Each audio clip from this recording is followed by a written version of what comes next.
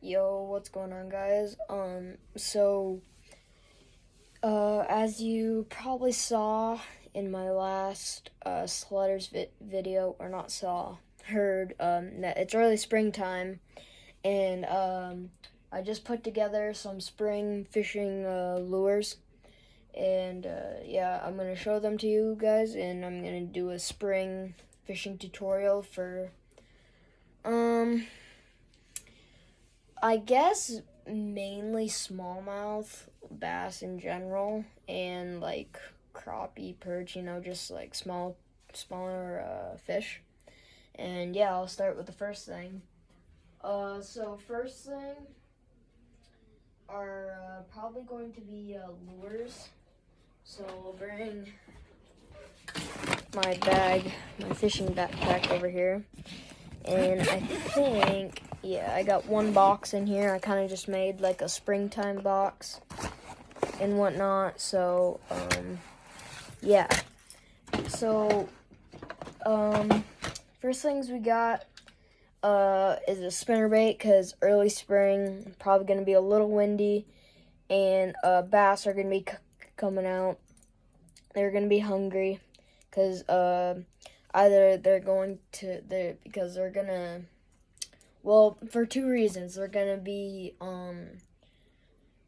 wanting to feed, because they probably didn't get much through the winter, and two, they're gonna be starting to spawn.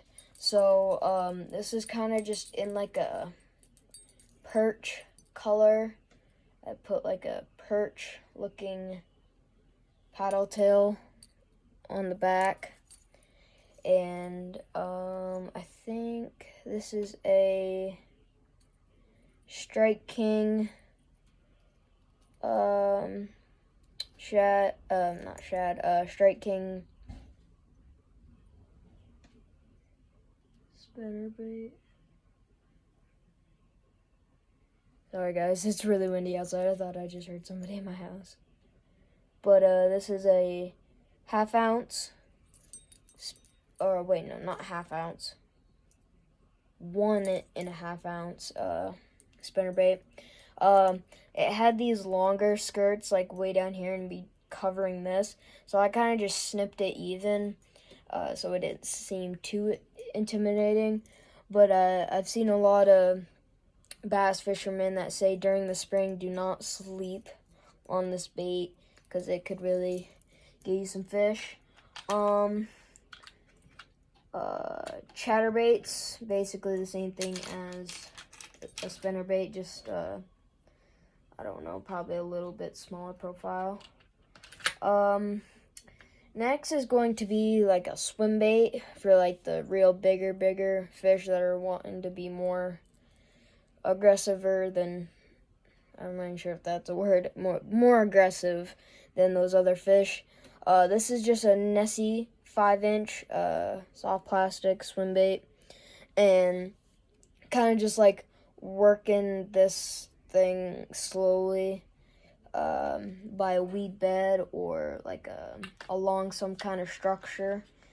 And then if you do figure out that some fish are a little bit out in the deeper water, or they're suspending on bait, pull out one of these suspending jerk baits, probably in the wheelhouse of 3 to like 8 feet down, somewhere in that wheelhouse. Get a suspending jerk bait. Then if they're going a little bit deeper, you can get a lipless crankbait, like the Strike King Red Eye Shad. I actually have it over there on a combo, the same size, but in red, because during the springtime, the crawfish start to come out, and they key in on red. And then I do have a little popper in here, in case if it does start to warm up over the weeks, and they do start to get more aggressive, I'll throw that at them. And then I have a couple of jigs Probably gonna be using this black and blue Strike King. Is it Strike King? I'm not sure, but it's a little black and blue jig. I went with a smaller version, just because the smallmouth up here, they don't go for the huge stuff. And I do have a buzz bait in here. I don't know, that's kind of just fun top water I like using. And now we're gonna move on to what I have set up and what you guys could use to get set up. So I have a Tempo 1000 size reel, 5:2:1 gear ratio. So if you guys don't know what gear ratios are, you can find it somewhere on your reel, like right there. I'm not sure if you guys can see those numbers right in there, but you can find it somewhere on your reel or on some kind of tag if you get if you buy it with a tag on it. It will tell you the gear ratio. I just put some 6-pound fluoro, I think it is, some 6-pound fluoro, real nice and thin, perfect for this small reel. And then I've got a 7-foot, I think it's a 7-1. It's either 7 or 7-1. I can't really tell if right there, if that little thing right there's a 1 after it, or if it's just like dividing on what. It's either 7 or 7-1, 2-piece, medium action, 1/4 to 3/4 ounce lure. And what I have done, I went to Dick's earlier this morning, and I got some baseball stuff and some fishing stuff. And what I got were some, let me find them, I put them in here. I got some Guggen 2.8 saucy swimmers for bass, perch, and panfish. And I also got these little micro crappie jigs. And what I did was I got a little 12-pack of swim bait jig heads in the 1/8 ounce. And that's kind of just like, so that's the jig head, and then that's the little thing. These weights are perfect to be thrown on this rod. It's a little lighter, but with this reel, it can just fling those light weights perfectly. And I didn't realize until after I bought these that those actually match. And these were only $4, and you get 18 in here, right? Yep, 18-piece baby shad, threadfin shad. Yep. So, yeah, got those, the saucy swimmers, and I can show you the jig heads. This was an old Poppin' Frog case, but I just put some my hooks and weights in here. I got some swim bait hooks, some weightless hooks, and some weighted worm hooks. And these are the jig heads. Like, got a pink and black, got a bluish black with white. You have a lime green with white, the black with pink, and then you have the pink and lime green, and the black and white. So all just those certain colors, and I put that saucy swimmer together with a green and black jig head. And yeah, so these are kind of just like,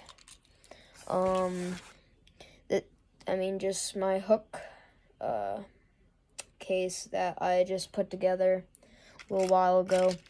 And I've been wanting to get some small jig heads and whatnot. And I also put some craws in here.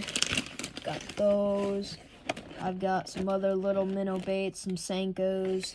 I did put my frogs in there just in case if I keep them in there and it becomes really hot and they start to get real active and whatnot. So, and actually what I'm realizing is this swivel is a little big for like what these lures are. So, I'll just use these. So I'm actually gonna cut this off, this big one off, and put on the smaller one that I've got right here. And I guess I can show you guys the knot that I use. And so I would have filmed more this past summer, but I didn't get to actually start doing my YouTube till like the fall, end of fall. So this year will definitely be some more fishing videos. Alright, so what I do is I take it and I go through there, come up, and get a decent bit so you have enough room. And then I come together like that. And this is called the Palmer knot. I think Palmer knot. It's either the Palmer knot or fisherman's knot.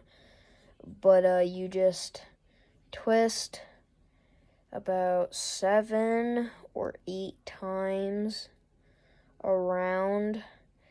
And what most people do, if you guys know this knot, is after they put it back through the loop at the end, people will then go from here and pull it tight.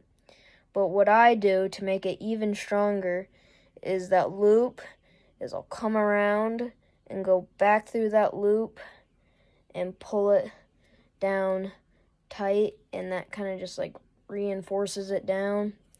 And now you have a non-slip knot.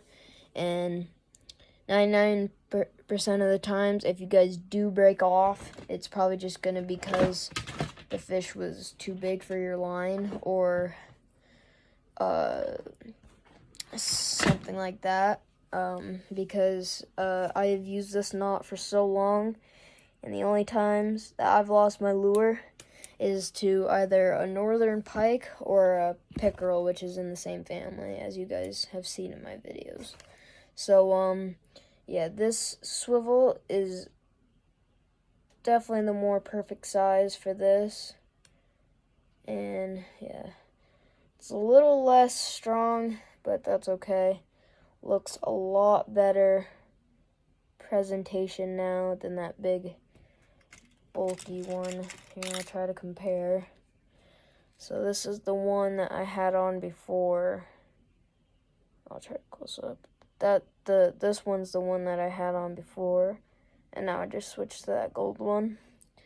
So yeah, that's what I got on my first rod. This is going to be my light bass rod, or like my panfish and perch rod. And guys, these baits, not very expensive to get around these like this. This can catch you anything from a little 5-6 inch panfish up to a 5-pound bass. I mean, I have caught pretty good sized bass, not quite 5 pounds, just because up here in Vermont we don't really get that big of size. But I've seen people use these little tiny things to catch monster bass. So that's what I've got on my first rod. My second rod is a bait caster. Is my SLX DC 15 pound monofilament right here, with a 3/8 ounce jig with a little mini crawl on the back there. And this is a Shadow rod by Star Products. This is a carbon fiber rod. Where does it say the length? All it says is line 10 to 20 pound, and then lure 7 to 25 grams, which I don't know how much that is. But if I were to guess, I'm 5'1". I'm 5'1", and it touches the top there, and that's a good 2 feet above me. So I'd say this is either 7 or 7'1". I can compare to this rod. I think it's 7 or 7'1". Both of them look straight. Yeah, they're the same height, so it's either 7 or 7'1". But yeah, corked handles. I really like the cork handles. They just feel really good in my hands. And these, check out the SLXs. They are a little expensive, but they are worth it. They are such comfortable reels, so smooth. Tension knobs, everything. They're so smooth. So that's my second rod. My third rod, 3 out of the 4, as I said, the red one knocker in like a crawfish color. I think I got 15-pound braid on here because I do use this for topwater sometimes, like smaller topwaters like that popper. And this is my Lose Speed Stick, classic, perfect drag system. This one is 5 to 2 to 1, the same as the Tempo. So a little bit bigger sized reel, but yeah, corked handles, lure grip right down here. 6'8", medium, 8 to 12 pound line, lure weight, 1/8 ounce to 1/2 ounce. So yeah, and then this is my Kickin' Their Bass TV combo. And YouTube, please do not copyright me on this. I'm not trying to steal Kickin' Their Bass TV's merch or products. I just got this for Christmas, and I'm a huge fan of him. So I just have a Whopper Plopper, 70 or 75 size, I don't remember, in a perch color. Surprisingly big hooks on them, and I just got some 15-pound suffix or suffix, I don't know how to say it, braid on there. Pretty cheap, good steady braid, or heavy braid that's good. Drag, everything, tension knob, yeah.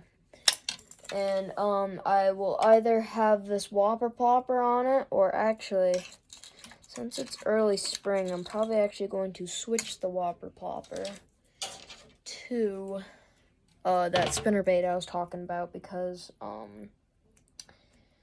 I think early season it's still going to be a little too cold for top water until we get into like mid-spring, hopefully. So I'm actually going to throw the spinnerbait on there, and yeah. Come on, get out there. This is the only swivel I could find, but it actually works pretty good, because even if it does come unclipped with like stuff with the one knockers and the Whopper Ploppers, that little kinked part, I mean, the lures still have to go out and over that to actually get off.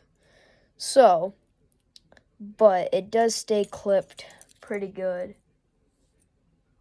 So, yeah, that will probably be the stuff I will use for the spring. Get back to me. Got it.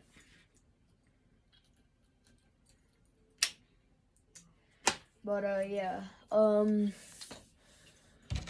So there is one really small pond that we fish for perch and pickerel. I might have one, but maybe one at the very most, more ice fishing video there. But the ice is getting really risky there, so it may not happen. So an actual fishing video may not come till, early spring, open water. But there, Styles Pond that I was ice fishing, that is opening up pretty quick, so that, or maybe even Joe's Pond, that's up in West Anvil, just west here of my house. And hopefully one of those two will get opened up, and we will hopefully catch some bass, perch, maybe even some trout at Joe's. And that little swim bait I showed you, that those will catch trout too. I'm probably gonna use those this year.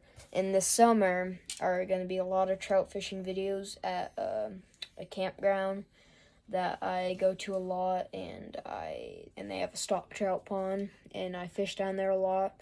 So quite a few, if the fishing is good this year there, depending on how many trout made it through the winter, we'll have to see. And I think quite a few fishing videos will be coming from down there and other places. So yeah, like, comment, subscribe, and comment down below what your favorite springtime lure is. See you guys.